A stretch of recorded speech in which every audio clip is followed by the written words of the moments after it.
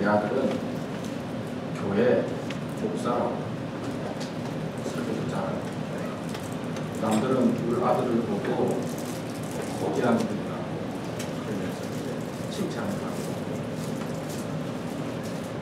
그렇다고 이제 첫 번째 잘하고 있어요. 두 번째 아들은 그랬더니 왜 아니 내 아들은 교황이야 교황 교회의 황제다 거대한 훌륭한 높은 분 그러면서 사람들이 존경을 합니다. 세 번째 할머니가 그 말을 듣다가 이렇게 말했어요. 우리 아들은 쇼다리에 공부하고 거기다가 또 키도 참 좋고 그런데 우리 아들이 나타나기만 하면 사람들이 오마이갓 그런가 그러면서 자기 아들이 책으로 놓았다고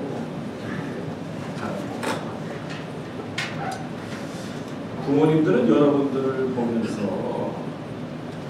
어떻게 말하고 있습니까? 여러분들을 보면서 어떻게 자랑을 하고 있을까 생각해 본 적이 있으세요?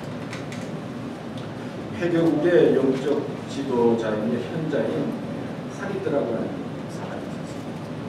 근데 기도의 왕이라고 칭송이 자자한 아크 아우 왕을 이제 만나러 갔더니 우리 지금 대왕님이 기도 중이니까 좀 기다려달라. 그래서 한참 이제 기다리고 있으니까 이제 기도를 마친 아크바라 왕이 나왔습니다. 그 현자인 하이드가 이제 기도를 했다니까 궁금하잖아요. 대왕님 무슨 기도를 하셨습니까? 그랬더니 왕이 대답을 하기를 나는 세 가지 제목으로 기도를 했어요.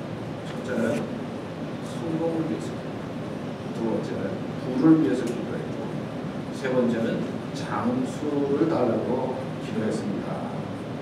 근데 이 왕의 대답에 안색이 굳어진 하리드가 이제 서둘러 불을 빠진 겁니다. 옆에 보니까 좀 이상하잖아요.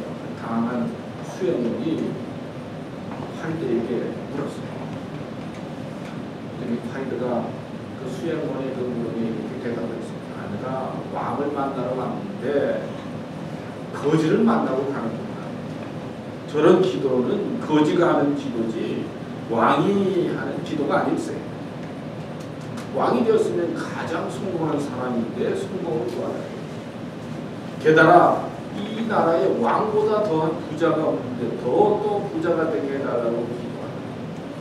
오래 살기 위해서 가장 좋은 곳을 드시는 분인데 그분이 장수를 하나님 앞에 구하느냐고.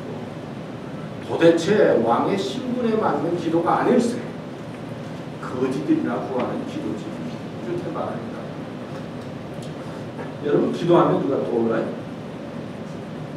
기도하면 떠오르는 인물들이 많이 있겠지만 솔로몬 왕이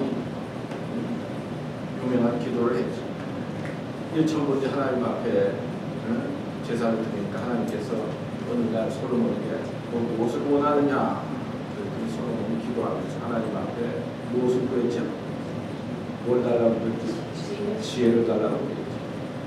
뭐 많은 부귀영화를 달라고 그러지도 아니하고 오래 살고 싶다고 그러지도 아니하고 또 악한 저 조건을 물리쳐 달라고 그러지 아니하고 어떻게 하면 정의가 무엇인가?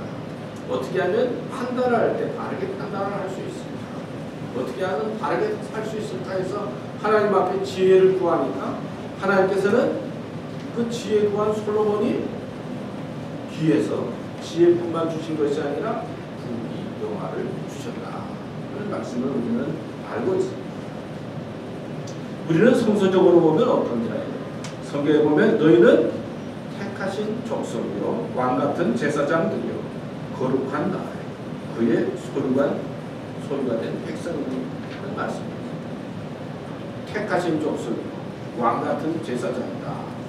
생각해보면 하나님께서 우리를 귀하게 이렇게 부르시고 높여주셨어요. 또 우리가 신앙생활을 하고 믿음을 갖게 되면 은혜를 받게 되면 우리는 하나님을 아버지라고 부르게 되죠. 그러니까 하나님의 자녀가 되는 것이죠. 자, 하나님의 자녀된 우리들이, 왕같은 제사장 된 우리들이 어떤 내용으로 기도를 해야 될까? 성경에 보면 너희는 염려하지 말고 두려워하지도 마라. 그러면서 먹을 것, 마실 것, 입을 것 구하기보다는 너희는 먼저 뭘 구하라고요? 그의 나라와 그의 의를 알아. 거지라고 한다면, 우리가 부족하다고 한다면 우리는 그냥 먹을 것, 마실 것, 입을 것, 자기의 정욕을 위해서 기도하겠지만은 하나님의 은혜 가운데 살아가는 자는 하나님의 나라, 하나님께서 내 삶의 주인이 되어주시고 하나님의 뜻이 무엇입니까? 하나님의 뜻대로 살고 싶습니다. 바르게 살고 싶습니다. 이런 것을 하나님 앞에 기도할 때 우리에게 있어야 할 모든 것들을 하나님께서 채워주신다라는 말씀을 성경에서 하고 있는 것입니다. 아까 성범이가 찬양 기도를 하면서 우리가 많은 것을 받았음에도 불구하고 가졌음에도 불구하고 없는 것처럼 생각하면서 살지 말아야 된다는 그런 믿음의 말을 해요. 하나님께서 우리에게 주셨는데 우리의 기도의 내용이 어떻고 우리의 삶의 모습이 어떻고 우리의 생각이 어떠냐 그렇게 질문해 볼 수 있다 하는 것입니다. 또 반면에 다른 면으로 우리를 바라보면 우리는 누구입니까? 또 어떤 사람입니까? 사도 바울은 고백을 했죠. 오라 나는 곤고한 사람이로다. 누가 이 상황의 몸에서 나를 건져내라. 모든 사람이 죄를 범하였으며 우리는 어떤 의미에서 하나님 앞에 축복받은 그런 믿음의 자녀가 되었지만 다른 면으로 생각해보면 우리는 고민이 많아요. 공고해. 교회 나와서 예배드릴 때는 그렇다가 세상에 나가서 조그만 무슨 일이 안 되면은 회의가 생기고 당할 수밖에 없는 우리들. 또 유혹을 당할 때 우리는 죄 가운데 당할 수밖에 없는 그런 모습을 가지고 있어요. 그렇기 때문에 우리는 교회 나와서 하나님 제 마음이 이렇습니다. 공고합니다. 내가 전에는 살아있는 것 같았는데 지금은 죽을 것 같습니다. 그런 마음을 하나님 앞에 내어놓고 하나님의 인도를 구하는 것입니다. 그리고 내가 바르게 살고 싶은 마음이 있지만 자신도 모르게 미움과 욕심과 죄악 가운데 살았습니다. 용서해 주세요. 이런 기도를 하나님 앞에 또 드릴 수밖에 없는 것이 우리 믿음의 사람의 모습이다 하는 것이죠. 지난주에 제자씨의 믿음에 대한 말씀을 드렸습니다. 하나님께서는 천국에 대한, 예수님께서는 천국에 대한 비유의 말씀을 하시면서 뭐 믿음이 좋아야 된다, 큰 믿음을 가져야 된다, 뭐 백향목과 같은 아름답고 훌륭한 나무에 대한 말씀을 하시지 아니하시고 천국에 대한 비유를 너희가 계자씨가 아주 작고 보잘것 없는 것들이 땅에 떨어지면 그게 자라서 열매가 맺게 되고 그리고 또 나무가 되어서 새들이 나와서 쉬게 된다 하는 말씀을 하면서 가장 중요한 것은 작고 보잘것없는 믿음이 중요함을 예수님께서 가르쳐 주신 거예요. 사실 믿음이 좋은 사람은요, 내가 믿음이 크다, 이래야 됩니다, 그런 이야기를 하지 않아요. 어떻게 생각하면 믿음이 좋은 사람은 다른 사람을 향해서 왜 믿음이 없느냐, 왜 기도하지 않느냐, 그렇게 살면 안 됩니다, 그런 말 잘 하지 않아요. 사실 믿음이 없으면 자기가 얼마나 부족하고 연약한 것을 알게 돼요. 그리고 내가 가지고 있는 믿음이 얼마나 작은 것인가 하는 것을 깨닫게 돼요. 그래서 겸손해질 수밖에 없고, 그리고 자기 자신을 돌이켜보면서 함부로 남을 향해서 말할 수 없는 것이 믿음 좋은 사람의 모습이다, 그렇게 생각할 수가 있어요. 근데 이 겨자씨만한 믿음이 땅에 심겨져요. 자꾸 보잘것없어요. 내가 자꾸 보잘것없는 것을 깨닫기 때문에 다른 사람의 자꾸 보잘것없는 사람을 향해서 함부로 판단해서는 아니 되죠. 그리고 자꾸 보잘것없는 이 믿음을 예수님께서 천국, 우리가 꿈꾸는 어떤 삶의 모습, 우리가 이상적으로 생각하는 모습을 자꾸 보잘것없는 믿음의 삶을 겨자씨만한 믿음으로 말씀하는 것을 보면 내가 자꾸 보잘것없다 하더라도 주님 앞에서는 너무나 소중하고 귀하다는 것입니다. 그리고 이런 나를 통해서 하나님의 역사를 이루고 하나님의 나라를 이루어 간다 하는 말씀을 하고 있습니다. 그리고 씨를 뿌리면은 금방 나는 게 아니잖아요. 때를 기다려야 되죠. 때가 되어야 열매가 맺는 거죠. 때를 기다린다라고 하는 것은 그 당시에 뭐 비도 오고 바람도 불고 그리고 힘든 것도 생기고 어려운 것도 생기는데 하나님의 때까지 인내하고 기다리는 자에게 주님께서 열매를 주신다는 말씀입니다.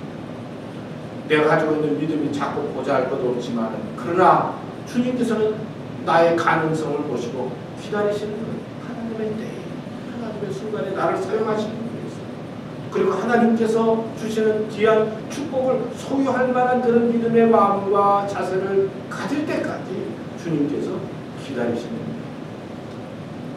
여러분들 지금 보면 여기 앉아있지만은요, 이제 몇 년이 지나게 되면은 또 한 10년, 15년 지나게 되면 지난 주간에도 우리 친구가 와서 신학교 같이 다니는 친구와 같이 식사하고 이야기를 나누고 했는데, 신학교 다닐 때는 그냥 다 비슷해 보이고 다 같지만은 그러나 세월이 지나면서 달라지는 것처럼 하나님께서는 여러분들의 가능성 한 사람 한 사람을 보시고 지금은 작고 보잘것없는 것처럼 보이지만 하나님의 때에 하나님의 사역으로 하나님의 사람으로 사용하신다.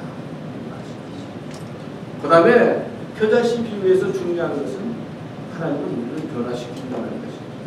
겨자씨 비유에서 학자들이 이야기하는데 그 겨자씨 비유의 특징 중 하나는 지속성이라고 해요. 작은 거지만 하나님의 나라는 그냥 눈에 보이지는 않지만 씨가 땅에 씌어지면 보이지는 않지만 계속해서 자라는 것처럼 하나님의 나라는 우리 눈으로 잘 깨닫지 못하고 보여지지 않지만 계속해서 하나님의 나라가 이루어지고 그리고 하나님의 일들이 간다는 거예요. 보이지는 않지만 그 다음에 확장성 그런 게 아니에요. 작은 거지만 점점 커진다는 거예요. 그 다음에 변화성. 겨자씨는 너무나 작고 보잘것없지만 풀이지만 나무가 된 것처럼 흙겨자는 나무가 된 것처럼 하나님께서 역사하시는 그 속에는 변화의 역사가 있다 하는 말씀을 하고 있습니다.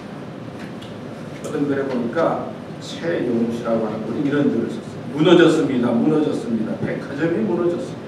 끊어졌습니다. 끊어졌습니다. 다리가 끊어졌습니다. 한국에 있었던 사건이 폭파되었습니다. 폭파되었습니다. 빌딩이 폭파되었습니다.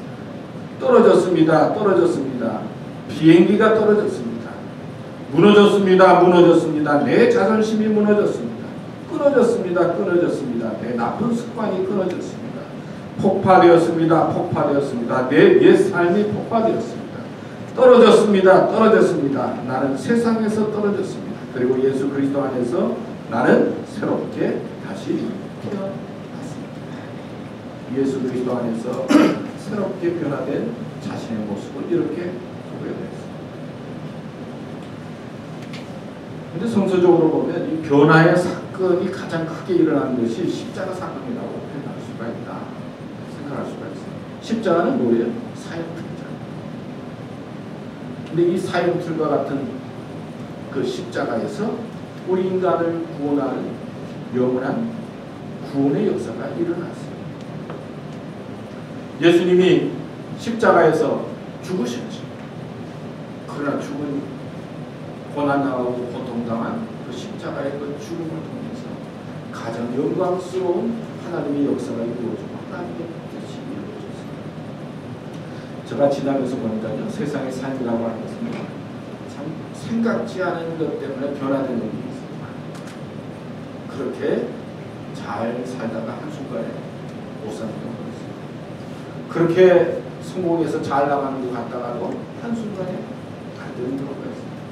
제 친구 가운데 똑똑한 친구가 하나 있어요. 아주 설교도 잘하고 그 다음에 아주 예리해가지고 사회에 대한 비판도 하면서 청년들에게 인기가 있었던 그 친구가 목사가 있었어요. 이제 한국에서 목회하다가 캐나다에서 목회하다가 그리고 한국으로 돌아갔는데 사모님하고 사이가 안 좋았는지 부목사를 여자 목사로 했어요. 그러니까 부목사님하고 같이 이제 신방을 다녔어요. 근데 이번에는 친구 목사가 이야기하는데 또 광산 근방에 있는 강원도에 있는 어떤 곳에서 목회를 했는데 그냥 자기가 사명을 받으면은 다 교인들하고 그 어려운 사람들한테 다 나눠준다는 거예요. 그 좋은 일도 많이 하고 똑똑하고 그러니까 교인들도 다 좋아하고 존경을 했다. 근데 어느 날 그냥 부목사님하고 같이 다니다가 어떻게 됐을까요? 여자 부목사님하고 같이 다니다가 바람이 났지. 목사가 바람이 한 번 나니까 그 다음에는 교회에서 사임할 수밖에. 또 교회를 그렇게 존경하는 목사님이니까 그냥 교회들이 다 있는 않고 가만히 있지만은 가만히 있는 가운데서도 하여튼 교회를 사임할 수밖에 없어요. 우리가 이혼하게 돼요. 지금 뭘 하느냐? 아파트의 경비선에서 그냥 그 부목사하고 그렇게 존경받고 잘 나가는 사람이 한순간 실수로 말미암아 가정이 파괴되고 그리고 자기의 삶도 어렵게 됩니다. 그 친구 목사의 가족이 형제들이 목사가 5이에요. 그리고 딸들이 있는데 딸들은 또 목사 부인이 되고 또 그 목사들 가운데 신학교 총장인 분도 있어요. 그러니까 집안에서 그렇게 좋은 집안인데도 불구하고 한 번 그렇게 실수하니까 여러분들이 살아가면서 잘 사는 것 같지만 한 번 실수하고 잘못되면 우리의 삶 속에 생각지 않은 어려움과 생길 수 있다는 것이죠. 하나님께서는 인간을 구원하시기 위해서 예수님을 이 세상에 보내셨어요. 십자가를 통해서 하나님께서 우리들에게 주시는 많은 메시지를 주셨어요. 첫 번째 주신 그 메시지가 사랑의 십자가예요. 로마서 5장 8절에 보면 우리가 아직 죄인되었을 때 그리스도께서 우리를 위하여 죽으심으로 하나님께서 우리에 대한 자기의 사랑을 확증하셨느니라. 여기 보면 아직 죄인되었을 때 그런 말이 나요. 하나님께서는 우리가 의롭게 살 때 우리가 괜찮을 때 예수님을 보낸 게 아니에요. 죄인이었을 때 아직 죄인으로 살아가는 우리들을 위해서 잘못하고 부족하고 하나님께서 가장 싫어하는 죄를 짓는 그런 죄인이었을 때 아직 죄인이었을 때 예수님을 보내셨다는 거예요. 여러분 생각해 보세요. 여러분들도 친구도 있지만 그래도 자기한테 좀 잘하고 선하게 굴고 그리고 착한 애들과 사귀고 싶지 나한테 잘못하고 나를 힘들게 만들고 괴롭게 만드는 사람은 어때요? 피하고 싶잖아요. 안 만나고 싶거든요. 그런 사람은 사귀고 싶지가 않아요. 근데 하나님께서는 우리가 아직 죄인 되었을 때에 죄 되어서 하나님 보시기에 도저히 마음에 안 들 때에 예수 그리스도를 보내주시고 십자가에 달리게 해주셨다. 그래서 우리에게 구원을 주셨다.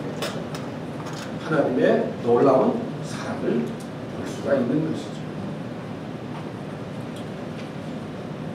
우리 어머니께서 이제 지난 주간에 오셔서 공항에서 만나서 우리 식사하자고 점심에 샤브샤브 집에 갔어요. 어머니가 그 식사하는 게 이런 이야기였어요. 할아버지 할머니가 있었는데 주머니에 할머니 사진을 꼭 갖고 할머니 할아버지 사진을 갖고 다녔거든요. 저도 우리 집사람 결혼식 때 사진 꼭 갖고 다녔죠. 혹시 보고 싶은 분 보여줄게요. 그때는 그렇게 예쁘고 천사예요.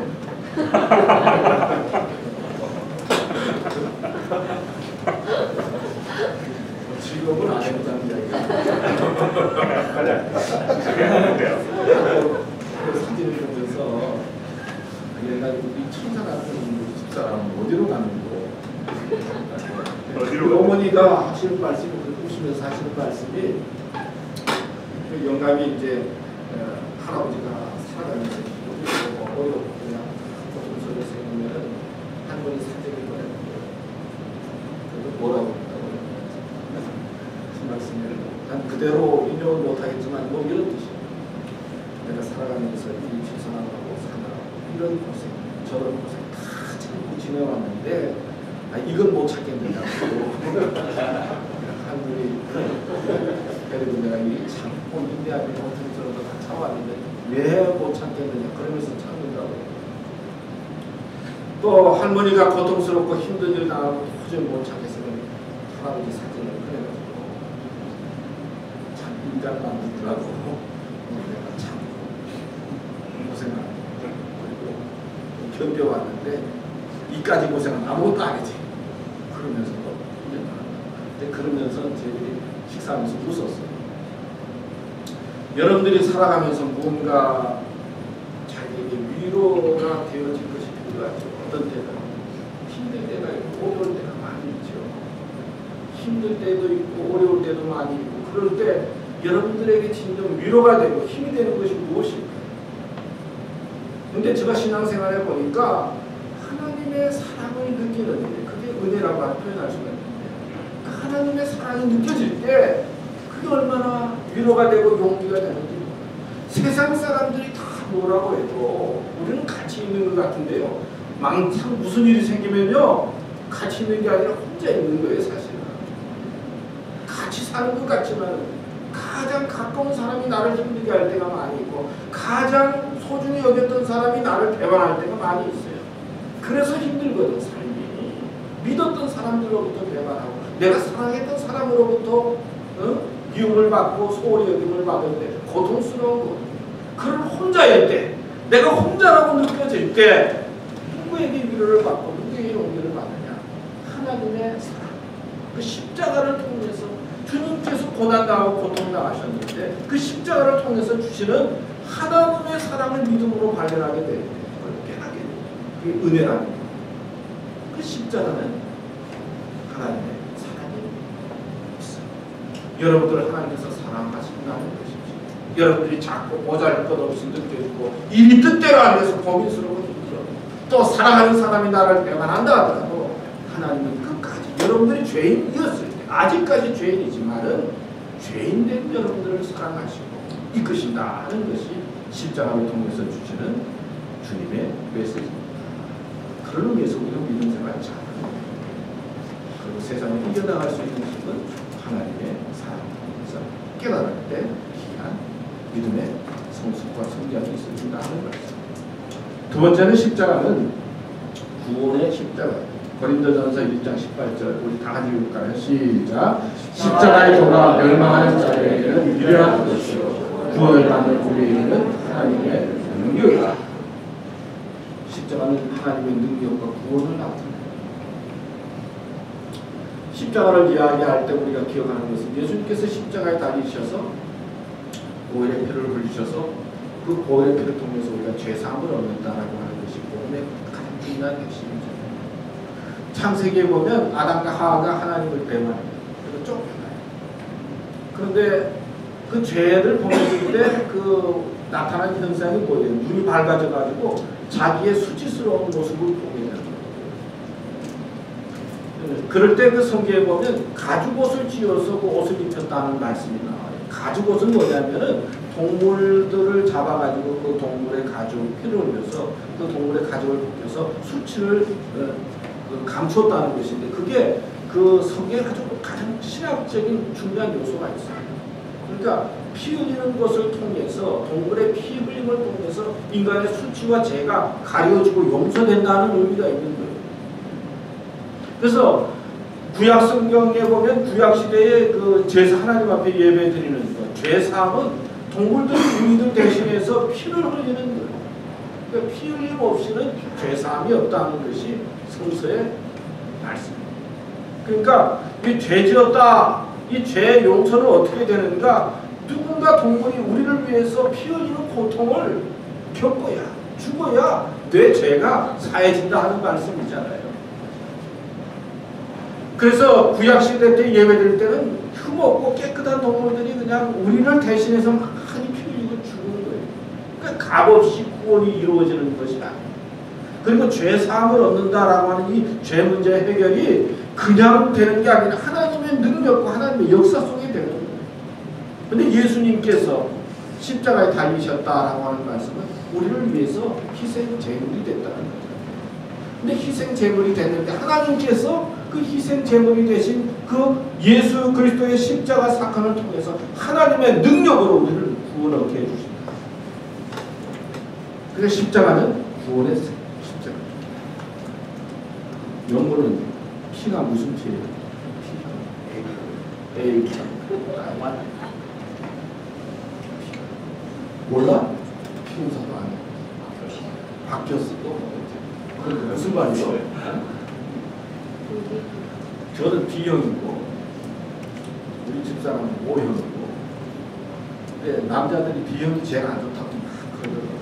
근데 나 뭐가 안 좋은지 잘 모르겠지만 젊을 때는 뭐 O형이 어떻고 A형은 성격이 어떻고 B형은 어떻고 뭐 피 가지고 많이 이야기하더라고요. 나는 그게 무슨 말인지 모르겠어요. 자, 한번 따라합시다. 우리는 J형이다. 무슨 말이에요? 예수님 형입니다. 우리의 피로 말미암아 우리는 각자 무슨 형을 가지고 있지만 예수님의 형이 되었다라고 하는 것은 구원받은 하나님의 사람이 되었다. 우리는 무슨 형이라고 합니까? 우리가 무슨 형이 되었다고? 아빠 B형이다. 우리는 다시 한번 우리는 J형이 되었다. 우리의 피도 말미암아 우리는 예수님의 형이 되었다. 그게 바로 구원과 그리고 하나님의 능력의 십자가 사건이다 하는 것이죠. 마지막으로 세 번째는 승리의 십자가예요. 색깔 없나? 승리의 십자가. 히브리서 12장 2절 다 같이 읽을까요? 시작. 믿음의 주여 장자의 주님의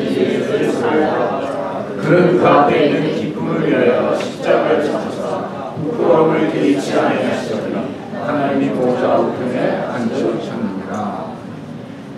그 앞에 있는 뭘 위하여? 기쁨을 위하여 십자가를 부끄러움을 개의치 아니하시더니 하나님 보좌 우편에 앉으셨느니라. 십자가 너머에는 기쁨이 있다는 거예요. 그리고는 십자가를 잘 견디면은 하나님 보좌 우편에 앉는 영광이 있다는 거예요. 십자가 사건은 우리를 구원뿐만 아니라 하나님의 영광의 자리에 들어가도록 하는 하나님의 역사를 말씀하고 있습니다. 우리가 살아가면서 여러 가지 삶의 일들이 많이 있지만 믿음을 지키고 그리고 힘들고 어렵지만 십자가를 잘 참고 견뎌 나가는 주님께서는 우리를 승리케 하시고 복되게 하시고 아름답게 하신다 하는 말씀입니다. 믿음은 너무나 귀하고 소중합니다. 어떤 때는 우리가 믿음으로 살아가는 것이 힘들고 어렵고 아무것도 아니다 느껴질 때가 많습니다. 젊었을 때는 그때 뭐 믿음 생활 안 해도 다 잘 사는 것 같고 다 그렇게 보여요. 그러나 점점 나이 들어가면서 깨닫게 되는 것이 믿음으로 사는 것이 얼마나 소중하다, 얼마나 귀하다. 그리고 어떤 때 고난과 고통이 있습니다. 믿음으로 살아가는 때 우리에게 주신 하나님의 위로 속에서 승리를 바라보게 되는 것이죠. 예수님의 부활은 십자가 없이는 된 것이 아니라 십자가를 지었기 때문에 주님의 부활이 있었습니다. 여러분들이 부활의 기쁨과 부활의 영광을 얻으려고 하면 넘어야 할 십자가가 있다는 거예요. 십자가를 잘 참고 견딜 때 우리에게 참다운 승리가 있습니다.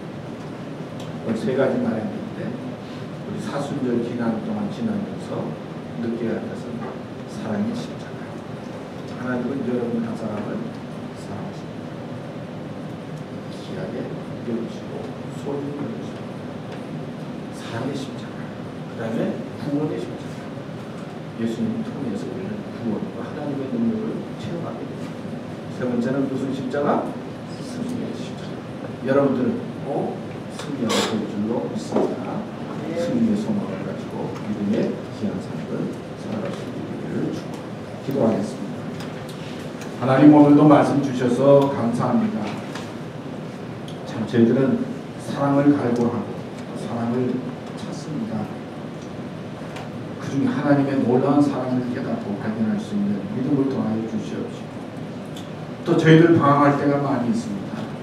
찾아와 주셔서 능력을 주시고 저희들을 구원해 주시는 주님을 만나도록 인도하여 주시고 어떤 처지에 있든지 주님을 바라보며 승리의 길을 가는 저희들 되도록 도와주시옵소서. 주님 함께해 주신 줄 믿습니다. 예수님의 이름으로 기도드렸습니다.